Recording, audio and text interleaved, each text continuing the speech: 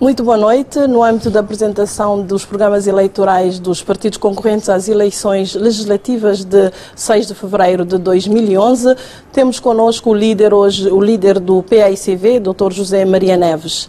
Dr. José Maria Neves tem 50 anos, é licenciado em Administração Pública, é presidente do PAICV desde 2000 e está à frente do governo de Cabo Verde desde 2001. Muito boa noite. Boa noite. Dr. José Maria Neves, ao fim de dois mandatos, agora vai para as eleições também para ser avaliado, com certeza. Qual é a sua expectativa em relação às próximas eleições legislativas? Há uma relação muito forte entre mim e o povo de Cabo Verde. Há uma grande amizade, há um grande afeto. Há uma avaliação muito positiva do desempenho do governo, do primeiro-ministro de Cabo Verde, por todos os cabo-verdianos aqui no país e na diáspora. E as minhas expectativas são muito boas, muito positivas. Todas as sondagens dizem-me que vamos reforçar a maioria, vamos ganhar as eleições e estou confiante em fazer uma boa campanha, uma campanha elevada para ganhar efetivamente estas eleições. Entretanto, nem tudo com certeza decorreu conforme tinha previsto em 2006 na sua campanha, como por exemplo o setor da energia, onde se considera que os resultados não são satisfatórios. Qual é a explicação que tem para esta situação? Relativamente ao setor de energia, fizemos os investimentos que eram necessários. Em 2001, herdamos uma situação extremamente difícil. A primeira é que foi feita uma privatização desastrosa. Encontramos uma empresa privatizada sem regulação, sem contrato de concessão assinado. Nós tivemos que negociar o contrato e só conseguimos assinar o contrato em 2002. Entretanto, não foram realizados investimentos em 99, em 2000 e em 2001, 2002. E perdemos imenso tempo porque eram investimentos inadiáveis. Nós tivemos que fazer primeiro investimentos na produção, porque estava tudo por fazer. Fizemos investimentos na produção. Em 2011 vamos triplicar a capacidade de produção de 50 megawatts para cerca de 155 megawatts. Nós mais do que duplicamos o número de clientes da Eletra. Nós, de 47% do território do país eletrificado, passamos para 95% do país eletrificado. Definimos uma política energética, o que tem como visão um país livre de energias fósseis, e em 2011 teremos 25% de penetração de energias renováveis e em 2020 50% de energias renováveis. Então qual o problema? O problema tem a ver com a rede de distribuição. Mas em 10 anos não conseguiu dar respostas, apesar dos investimentos que fez. Claro, não conseguimos fazer, por uma resposta. Não conseguimos fazer todos os investimentos. Fizemos investimentos na produção, fizemos os investimentos na produção, mais de 7 milhões de contos, e agora estamos a fazer os investimentos na rede de distribuição, porque não era possível fazer tudo ao mesmo tempo. E já começou, por exemplo, o projeto de interligação da Ilha de Santiago. O que é que não foi possível fazer ao mesmo tempo era aumentar a capacidade de produção e de distribuição ao mesmo tempo. Se reparar, neste momento não há nenhum blackout, não há nenhum apagão por causa da inexistência de capacidade de produção. Então, e o apagão de ontem, como é que justifica? Há apagão por avarias técnicas. Não há apagão por ausência de política energética ou de falta de investimento na capacidade produtiva. Bom, há apagões, as razões estão a ser investigadas, mas o apagão de ontem, até hoje, não há razões plausíveis para ver o apagão de ontem, e eu temo que haja gente na Eletra a fazer sabotagem. Mas satisfaz a situação da Eletra hoje? Claro que não, porque ainda há os apagões, e eu sei como é que os apagões atingem as pessoas, atingem as empresas e atingem a economia. Eu tenho por mim que a energia é o fator fundamental de competitividade da economia cabo-verdiana.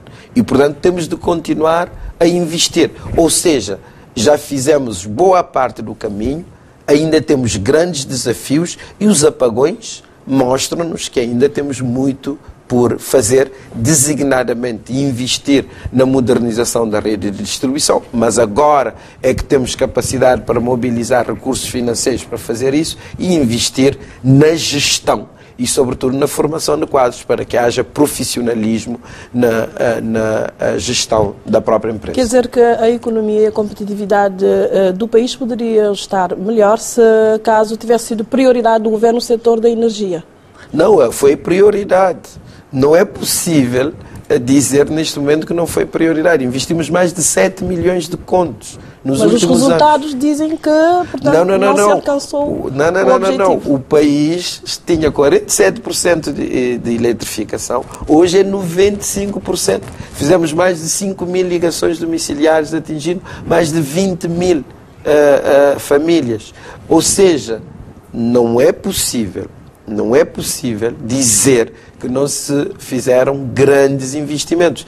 Temos os investimentos nos parques eólicos, temos os 4 parques eólicos em construção, já inauguramos 2 parques solares fotovoltaicos, já estamos com os recursos necessários para construir as centrais únicas, estamos já a fazer a interligação da Ilha de Santiago.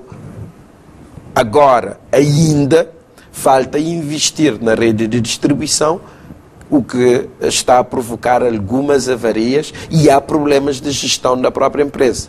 Ou seja, nós investimos, priorizamos o setor de energia, só que aí havia rupturas, havia tudo por fazer, fizemos boa parte da caminhada já e, sobretudo, temos política e temos perspectivas futuras para continuar a investir. Os 10 anos não foram suficientes e agora, quando os cabo-verdianos não terão mais esta preocupação com a energia e água também? Não, os cabo-verdianos terão de ter preocupação com apagões. Neste momento há avarias. A avaria de ontem ainda não foi explicada. Não há razões plausíveis para ver a avaria de ontem, o que quer dizer que os apagões que nós tínhamos antes era por ausência de investimentos, falta de capacidade de produção. Neste momento temos a capacidade instalada e há problemas de gestão, há avarias técnicas, não tem a ver com a falta de priorização, nem com a ausência de políticas públicas, mas tem a ver com aspectos de gestão, de avaria técnica e também a vetustez da própria rede de distribuição.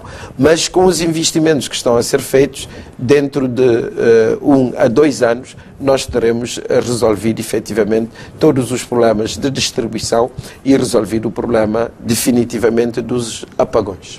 Um outro problema também que se calhar ficou por resolver durante esse último mandato do seu governo é o desemprego. Portanto, não se conseguiu as metas que estabeleceu em 2006. Quais são as razões para que não se conseguiu o desemprego a 1 dígito, por exemplo? Veja, nós tivemos a profunda crise internacional. Em 2006 a economia cresceu 10,1%. Em 2007 a economia cresceu 8,6%. Mas temos a crise internacional. Nós não vivemos sós no mundo. Não fosse a crise internacional, a economia cabo-verdiana estaria a crescer a um ritmo mais acelerado. Mas isto não era previsível em 2006, quando tinha prometido? Em 2006 não era previsível antecipar a crise internacional. Em termos da sua agenda para o desemprego, para diminuir o desemprego? Não, mas você não podia prever a crise internacional. Nós estávamos num momento de fortes investimentos na área do turismo, estávamos a fazer grandes investimentos públicos e criamos milhares de postos de trabalho. Veja, só em 2009 criamos 31 mil postos de trabalho. Eu vejo o líder da oposição a dizer que nos próximos 5 anos vai criar 35 mil postos de trabalho. Começou em 50 mil, passou para 40 mil, agora já está em 35 mil e até às eleições poderemos chegar ao desemprego de todos. Mas a perspectiva As perspectivas que nós temos é continuar a gerar milhares de postos de trabalho nos próximos anos. Nós aumentamos exponencialmente o número de empregados em Cabo Verde. Exponencialmente. Agora, há o crescimento da população, há a crise e não conseguimos ainda atingir o desemprego a um dígito, mas já estamos a 13,1%. Enquanto que com a crise, países que tinham desemprego a um dígito, neste momento estão a 2 dígitos. É o caso da Espanha, tem 20%, é o caso da região autónoma das Canárias, tem mais de 20%, ilhas com 30%, utilizando a mesma metodologia que Cabo Verde utiliza hoje e tem 13,1%. O PIB continua a crescer. Continua a crescer. A previsão é que chegaremos a 2 bilhões de dólares em 2012. Partimos em 95 de 500 milhões de dólares e em 95. Mas também há críticas que faltou alguma estratégia de crescimento e desenvolvimento do setor privado onde se poderia gerar mais empregos. Nunca houve tantos investimentos privados como houve agora em Cabo Verde. Os investimentos diretos estrangeiros ultrapassaram as remessas dos imigrantes pela primeira vez e houve até uma mudança de paradigma da economia cabo-verdiana. Reduzimos os impostos, veja que os impostos eram de 35%, das grandes empresas passaram para 25% e das pequenas e microempresas passaram de 35% para 15%. Há agora a possibilidade de se criar empresa no dia, há estabilidade macroeconómica, portanto, aumentamos o crédito em 4 vezes, de cerca de 19 milhões de contos para cerca de 80 milhões de contos, o crédito ao setor privado, enquanto que o crédito ao Estado manteve-se praticamente inalterado desde 2000 e as taxas de juros, por causa da redução da dívida pública interna, reduziram substancialmente, eram de cerca de 14% e neste momento estão a metade. Significa que criamos as condições ambientais favorecedoras para o investimento e para o surgimento de um setor privado mais forte e mais competitivo. Há mais companhias aéreas, há mais empresas de comércio, há mais empresas no domínio dos transportes terrestres, há mais transportes marítimos, há muito mais empresas privadas em Cabo Verde. Portanto, mas as medidas não serviram, se calhar, para a criação de mais riquezas e mais emprego, como se previa? Não. Há um crescimento do emprego e da riqueza. O PIB per capita cresceu de cerca de 881 dólares em 2000 para mais de 3 mil dólares em 2010. Mas no contexto geral o desemprego não reduziu. Não, houve uma redução do desemprego. Criámos milhares de postos de trabalho. Ainda há desempregados. Nós não resolvemos definitivamente o problema do desemprego, mas e estamos com grandes projetos a convocar novas áreas. Veja que nós vamos construir mais 20 baragens, e aqui, com construção de reservatórios, perfurações, dessalinização de água, recolha e tratamento de águas residuais, vamos mobilizar milhões de metros cúbicos de água para desenvolver e modernizar a agricultura cabo-verdiana, permitindo o surgimento de agronegócios, a emergência de empresas e milhares de postos de trabalho e o acesso de rendimento às famílias, assim como energias renováveis, assim como o cluster do mar ou o cluster TIC. Ou seja, temos uma estratégia clara de transformação de Cabo Verde no Centro Internacional de Prestação de Serviços. Estratégia essa que vai permitir-nos realizar a nossa visão e eu não tenho visto nem visão alternativa à visão que nós temos do país, nem estratégia alternativa. Vejo algumas ideias esparsas sobre a economia do país e sobre o seu desenvolvimento.